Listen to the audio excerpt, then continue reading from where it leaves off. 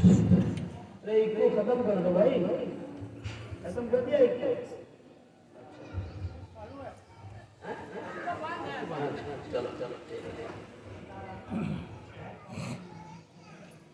میرے بھائیوں، جو لوگ ادھر ادھر منتشر ہیں آپ بیٹھ جائیں. اصل میں جہاں پر سیرت بیان کیا جاتا ہے اس مجلس کا احترام ضروری ہے. اس مجلس کی بے حرمتی سے بہت نقصان ہوتا ہے اور یہ بہت غلط چیز ہے. چنانچہ حضرت مولانا اشرف علی صاحب تھانوی رحمۃ اللہ علیہ نے ایک سیرت کی کتاب لکھا جس کا نام ہے نشر الطیب فی ذکر النبی الحبیب.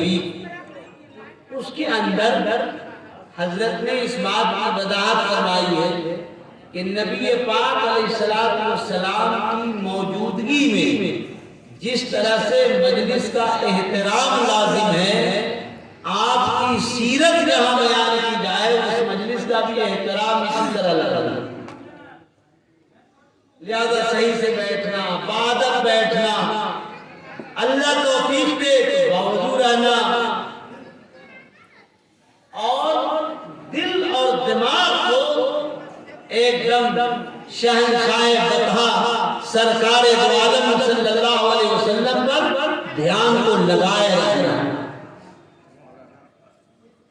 تو عرض میں کر رہا تھا کہ ہمارے آقا حضرت محمد صلی اللہ علیہ وسلم کی طرح اللہ تعالیٰ نے 1,24,000 کم و بیش انبیاء کو دنیا میں بھیجا ہے. 1,24,000 کم و بیش انبیاء اس دنیا کے اندر تشریف لائے.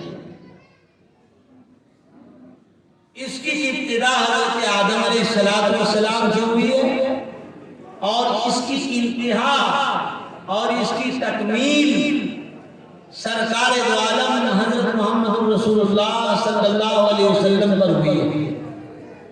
اس سے پہلے جو بھی نبوتیں آئی ہیں وہ نبوتیں بعض علاقوں کے لیے تھی، بعض قبیلوں کے لیے تھی، اور ہمارے آقا حضرت محمد صلی اللہ علیہ وسلم کی جو نبوت ہے یہ نبوت پوری دنیا کے لیے. نہ اس میں کوئی علاقہ الگ کیا گیا ہے اور آپ کی آمد کے بعد قیامت تک کے لیے کوئی زمانہ بھی الگ نہیں. گویا کہ ایکسپائری ڈیٹ کے ساتھ دوسری نبوتیں ہمارے پاس آئیں کہ حضرت عیسیٰ کا زمانہ حضرت محمد صلی اللہ علیہ وسلم کی آمد پر ختم ہو جائے گا. حضرت موسیٰ کا زمانہ عیسیٰ کی آمد پر ختم ہو جائے گا. حضرت نوح کی نبوت کا زمانہ فلاں نبی کی آمد پر ختم ہو جائے گا.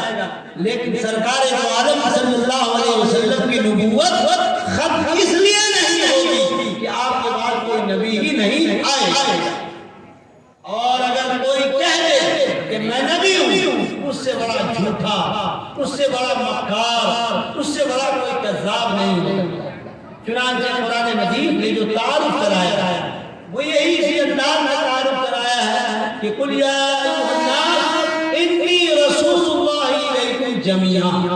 اے نبی آپ کہہ دیجئے کہ اے لوگوں میں تم سب کی طرف رسول بنا کر بھیجا گیا. اس لیے ہمارے آقا حضرت محمد صلی اللہ علیہ وسلم کی شان یہ ہے کہ آپ کو وما ارسلناک الا رحمۃ للعالمین کا خطاب دیا گیا. آپ کی ذات رحمت ہے، پوری کائنات کے لیے رحمت ہے. اور اس معنی کر کے آپ یہ کہہ سکتے ہیں کہ ہمارا نبی سب کا نبی ہے. ہمارا نبی سب کا نبی ہے. ہم جس نبوت کو فالو کرتے ہیں وہ ہر جگہ کام آنے والا ضابطہ اور دستور ہے.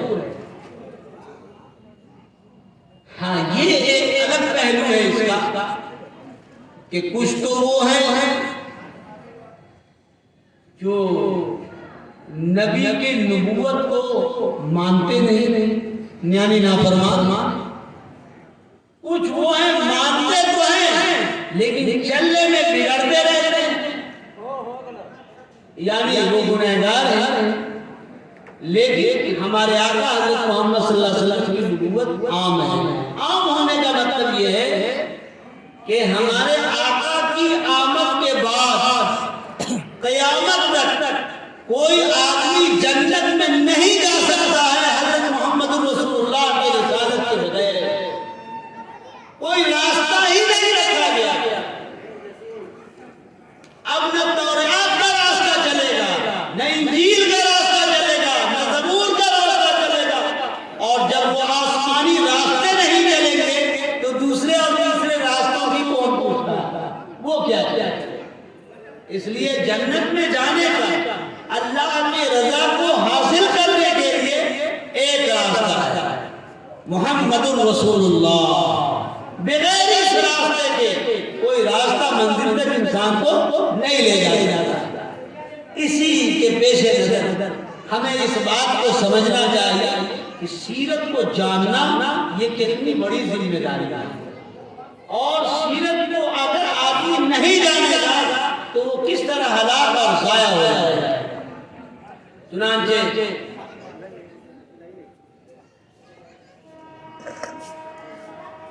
سیرت نبوت سے پہلے کے بھی حالات کو کہیں گے اور نبوت کے بعد کے حالات کو بھی کہیں گے۔ ہجرت سے پہلے کی بھی زندگی آپ کی ہے، ہجرت کے بعد کی بھی زندگی ہے۔ آپ کہیں پر اسلامی سلطنت کے سربراہ ہیں اور آپ کہیں پر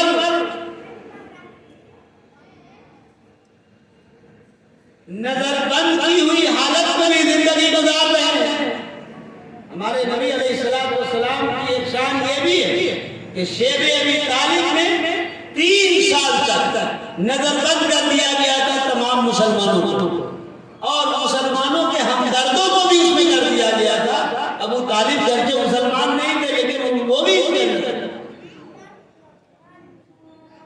تو یہ ساری چیزیں سیرت کی ہیں۔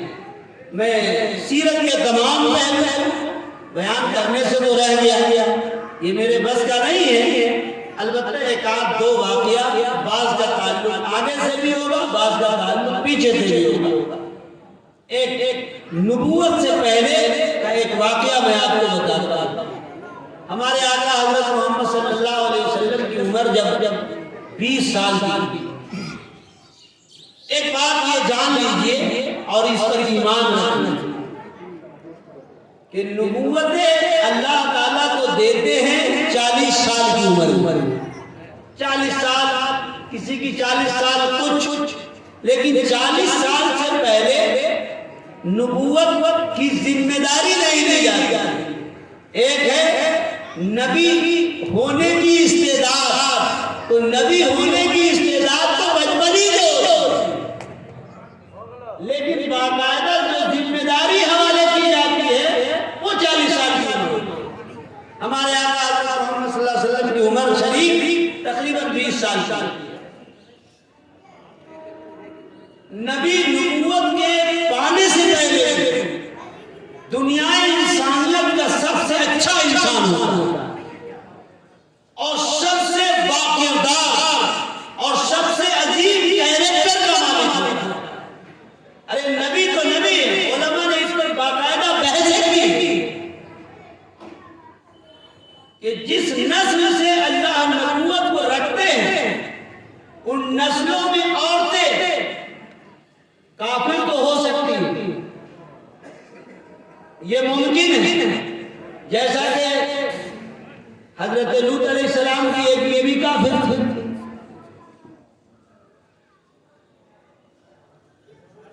نبی کے خاندان کی عورتیں جس نسل سے نبی آتے ہیں کافرہ تو ہو سکتی ہیں لیکن فاجرہ نہیں ہو سکتی، یعنی ان کے کردار میں داغ نہیں رکھ سکتا ہے، ورنہ وہ نسل محفوظ ہے۔ اللہ تعالیٰ نے ایسا بڑا انتظام کیا۔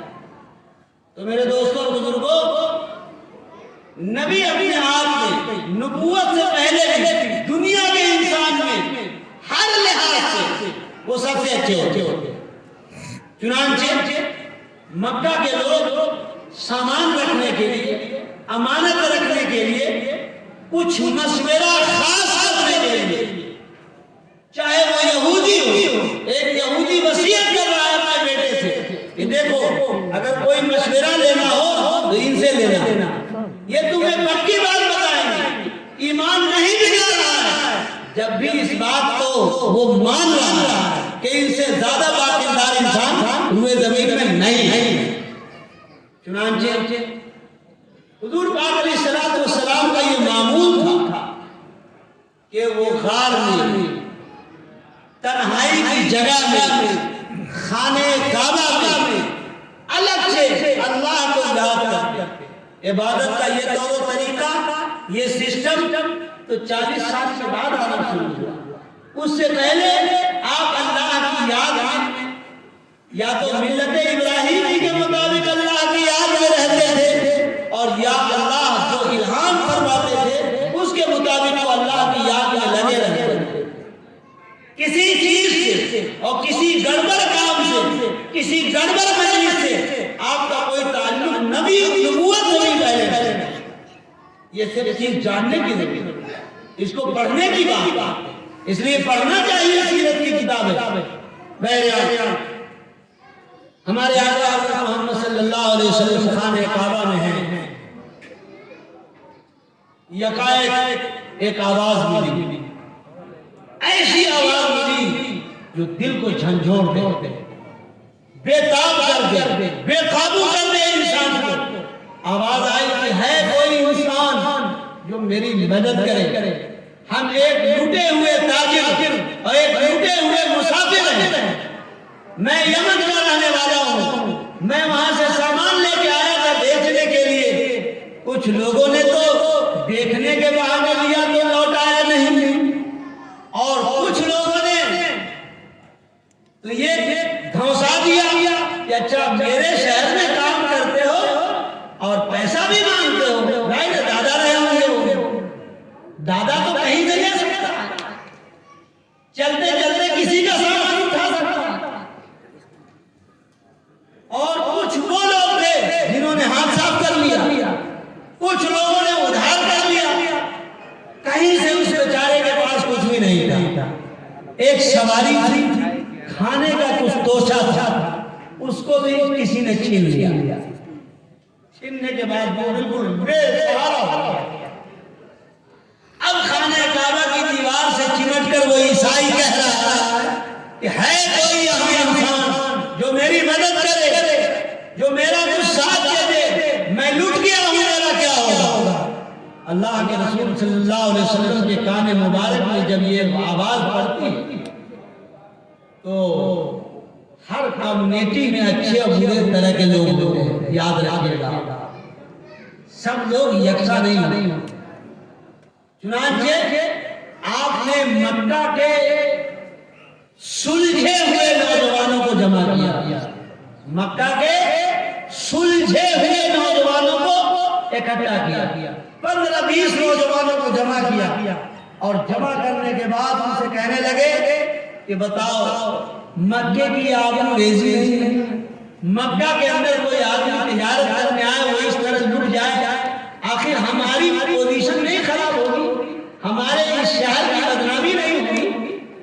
ये अजीब बात, लूटो तो लूटो, मारो तो मारो, ये जो कैफियत बन रही है इससे शहरों का तारुफ अच्छा नहीं होता, इससे शहरों का तारुफ बिगड़ जाता है। हालांकि हम लोग इसी फार्मूले के लोग हैं, हमारी पार्टी का आदमी है तो मारो तो मारो और लूटो तो लूटो। कोई एक्सीडेंट हो गया, गाड़ी का सारा सामान महल्ले के लोगों ने लूट लिया, अरे भाई वहां पर मुसलमानों की जिम्मेदारी बनती है कि वो खड़ा हो जाए और कह दे कि मैं जब तक रहूंगा लूटपाट नहीं होगा, मैं जब तक रहूंगा लूटपाट नहीं होगा, इसलिए कि मेरा सिलसिला मिलता है उस हस्ती से जिसने एक लूटे हुए आदमी को मक्का मुकर्रमा में बचाया।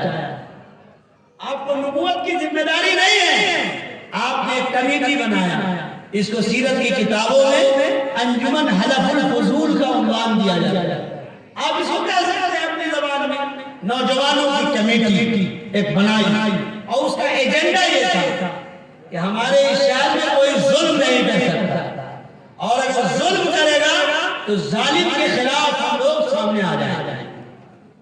اب یہ ٹیم نکلی اور اس لوٹے ہوئے تاجر کے سامان کی قیمتوں کو اور ان کے سامانوں کو اکٹھا کرنے کی کوشش کیا۔ پورا تو نہیں ہو سکا اکٹھا، لیکن چلو مردہ تو کیا نہیں، کچھ مل گیا، اس کو سہارا ہو گیا۔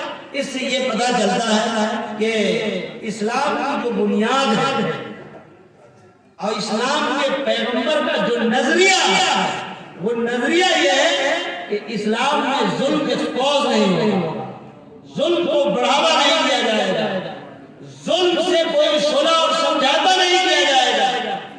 ہم تو اسی لیے تنکا بنے ہوئے ہیں، شیطان بنے ہوئے ہیں کہ ہم حق کی بات بلند کرتے ہیں، ہم حق کی بات کرتے ہیں اور ہم حق کی بات کرتے رہیں گے۔ ہم کو اسی میں عزت ہے اور یہی ہمارا مشن ہے۔ تو ہمارے آقا حضرت محمد صلی اللہ علیہ وسلم کو میرے آقا حضرت محمد صلی اللہ علیہ وسلم نے ایک پیغام دیا نبوت سے پہلے، اور یہ بات سمجھا دیا کہ میرے ذات سے جو ایک نیا دستور دنیا کو ملنے والا ہے، اس دستور کی حیت کیا ہو اور اس کی بنیاد کیا ہو۔ اور ایک واقعہ اور سیرت کا اسباب سن لیں۔ ہمارے آقا حضرت محمد صلی اللہ علیہ وسلم کو جب نبوت سے سرفراز کر دیا گیا، ایک لمبی بات ہے، آپ نے جو پہلی شادی کی ہے وہ 25 سال کی عمر میں 40 سال کے بیوہ سے کیا، اور جب تک وہ بیوہ زوجیت میں رہی ہیں جب تک آپ نے کوئی دوسری شادی نہیں کیا۔ حضرت نبی پاک صلی اللہ علیہ وسلم کو آدمی کس نگاہ سے دیکھ رہا ہے، اس کو صحیح نگاہ سے دیکھنے کی ضرورت ہے۔ آپ صلی اللہ علیہ وسلم نے یہ کیا، بہرحال اما خدیجہ الکبریٰ کا انتقال ہو گیا۔ آپ کے بڑے شہدائی اور بہت ساتھ دینے والے خواجہ عبد المطلب کا انتقال ہو گیا۔ آپ بالکل غم میں ہو گئے۔ اس سال کی سیرت کے اندر عام الحزن کے نام سے جانا جاتا ہے، وہ آپ کے غم کا سال تھا۔ حضرت عائشہ رضی اللہ تعالیٰ عنہ نے ایک مرتبہ پوچھا، یا رسول اللہ آپ کو سب سے زیادہ زندگی میں کب دکھ ہوا، کب زیادہ تکلیف ہوئی؟ تو آپ نے اسی واقعے کو ذکر دیا جو واقعہ میں ذکر کرنے جا رہا ہوں۔ فرمایا کہ میں طائف کی طرف چلا گیا، دل میں یہ خیال لے کے نکلا کہ ہو سکتا ہے کہ وہاں کچھ لوگ ہوں گے جو اس دین حق کے پیغام کو سن لیں گے اور مان لیں گے۔ چنانچہ آپ طائف گئے۔ طائف جانے کے بعد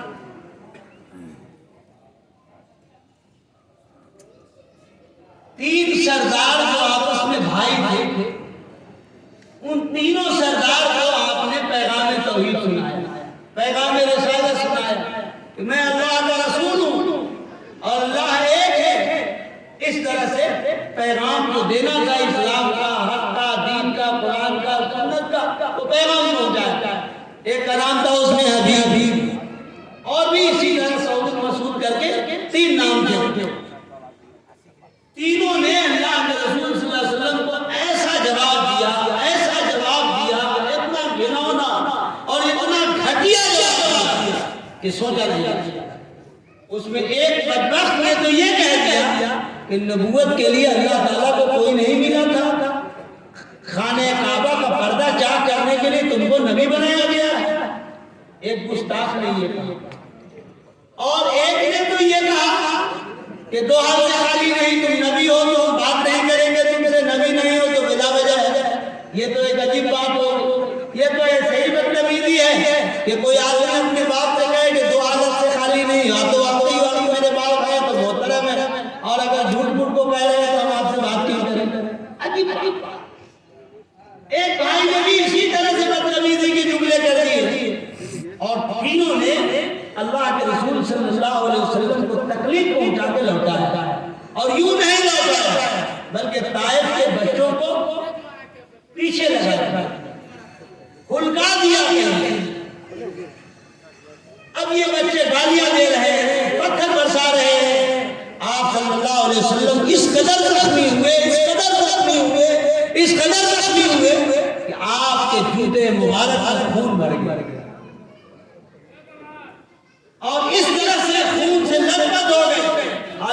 صحابی تھے وہ بچاؤ کی ہر ممکن کوشش کر رہے تھے. صحابی شہدائی تھے, ان کو اپنے جان سے زیادہ رسول اللہ کی ذات یاد کیا. وہ بار بار بچاتے تھے, کبھی کسی پتھر کو ادھر روکتے, کبھی کسی پتھر کو ادھر روکتے, کبھی کسی کو پیٹ سے روکتے, کبھی کسی کو سینہ سے روکتے, اور روکتے روکتے کچھ پتھر آپ کو لگ جاتا. آپ بالکل نبھا, نبی بھی ہے, مسافر بھی ہے, مظلوم بھی ہے, راستے میں دعا کر رہے ہیں. اب اس دعا کی کیا کریں؟ دعا ہو رہی ہے, ایک طرف ایک فرشتہ سامنے آتا ہے, حضرت جبرائیل آتے ہیں, کہتے ہیں کہ ابھی آپ کے پاس ایک فرشتہ آنے والا جو پہاڑوں کی دیکھ ریکھ کرتا ہے, پہاڑوں کا جو نگراں ہے. بس اسی اسنا وہ فرشتہ بھی سامنے آ گیا اور کہنے لگا کہ میں ملک الجبال ہوں, آپ حکم دیتے, میں مسبب الجبلین دونوں پہاڑ کو ملا کر پس لوں ان کو, پوری آبادی ختم ہو جائے گی, قربان جاؤ. ہمارے آقا حضرت محمد صلی اللہ علیہ وسلم نے فرمایا کہ نہیں ایسا مت کیجیے, اللہ میرے ہاتھ سے زیادہ بدل ہے. آپ کی ہمدردی کو سلام, اللہ ہماری حالت کو زیادہ جانتے ہیں, اور ہو سکتا ہے کہ ان کی نسلوں سے کچھ لوگ ایسے ہیں کہ جو ایمان قبول کریں. اور اس طرح سے آپ ہدایت کی دعا کرتے ہوئے نکل رہے ہیں. بہت زیادہ ٹوٹ چکے تھے کہ ایک باغ کے پاس بیٹھ گئے, اور وہ باغ بھی اللہ کے رسول کے پکے دشمن کا تھا, شیبہ اور عتبہ کا باغ. چنانچہ شیبہ اور عتبہ کے باغ کے کنارے میں بیٹھ گئے. شیبہ اور عتبہ وہاں سے دیکھ رہا تھا تو عربوں کے اندر ضیافت بہت شاندار ہو, اور آج بھی عربوں سے سخاوت اور ضیافت ہماری بڑھ نہیں کرتی. عربوں میں بڑی اللہ نے خوبی رکھی, وہ باوجود اس کے بھی دشمنی چل رہی ہے. وہاں سے اپنے خادم کو, اپنے غلام کو کشت میں پھل بھیج کے یہ کہلوا کے کہا کہ جاؤ وہاں جو مسافر لوگ کنارے میں بیٹھے ان کو پیش کرو, اور یہ کہنا کہ کھانے کی خواہش نہ ہو جب بھی آپ کچھ تناول کیجیے. ہم لوگ کیا کرتے ہیں, کھانے کا معنی تو کھا لیں, لیکن یہ عربوں کا ذوق, کھانے کو جی نہیں ہو جب بھی کچھ ضرور تو اللہ کے رسول صلی اللہ علیہ وسلم نے بسم اللہ کہا, ویسے اس کا کام کھڑا ہو گیا. اس غلام کہنے لگا یہاں اللہ بولنے والا بھی نہیں, اس لیے کہ وہ عیسائی تھا, وہ اللہ کا نام جانتا تھا, اس کا نام مقداس تھا. یہاں اللہ جاننے والا کوئی ہے, کہا کیوں تعجب کرتے ہو, تم کہاں سے ہو؟ کہا میں نینوا کا رہنے والا ہوں. کہا اسی نینوا کے جہاں کی یونس علیہ السلام ہے. کہا آپ کیوں اس کو کیسے جانتے ہیں؟ کہا میں بھی نبی ہوں اور وہ بھی نبی ہے. چنانچہ یہ سننا تھا کہ وہ ایمان لے آیا, اور اپنے ایمان کو چھپایا, بہت زمانے تک چھپایا. اس سے یہ سمجھ میں آتا ہے کہ سیرت کے پہلو پر عمل کرنے سے دین حق کی اشاعت ہوتی. آپ جتنا عمل کریں گے اتنے ہی انشاءاللہ تبارک و تعالی اس سے فائدہ ہوگا. انہی باتوں کے بعد میں بات ختم کرتا ہوں, اور اس اعلان کا ساتھ کہ بھائی شاید کے لوگوں کو چاہیے کہ جھوٹ نہ اجلاس میں شریک ہوں. اب یہ سلسلہ اور بھی دیر تک جائے گا. ربنا تقبل منا انک انت السمیع العلیم وآخر دعوانا الحمد للہ رب العالمین.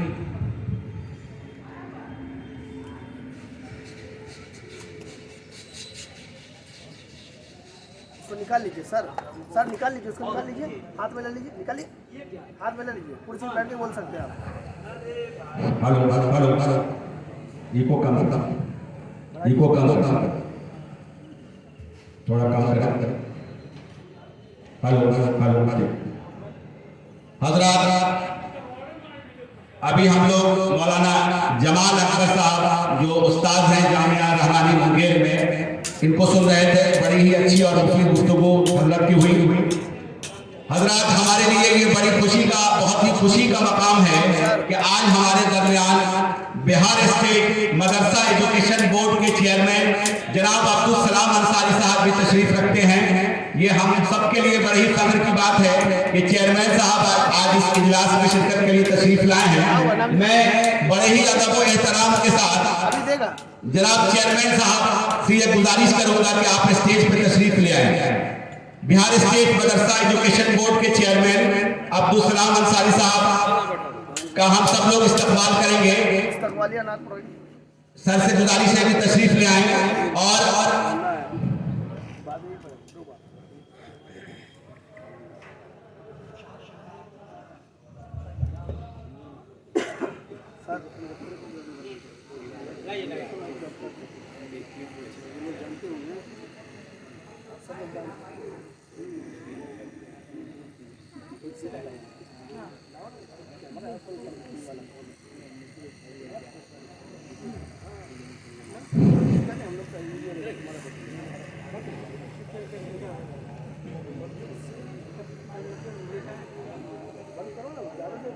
ज़्यादा हो जाएगा ना।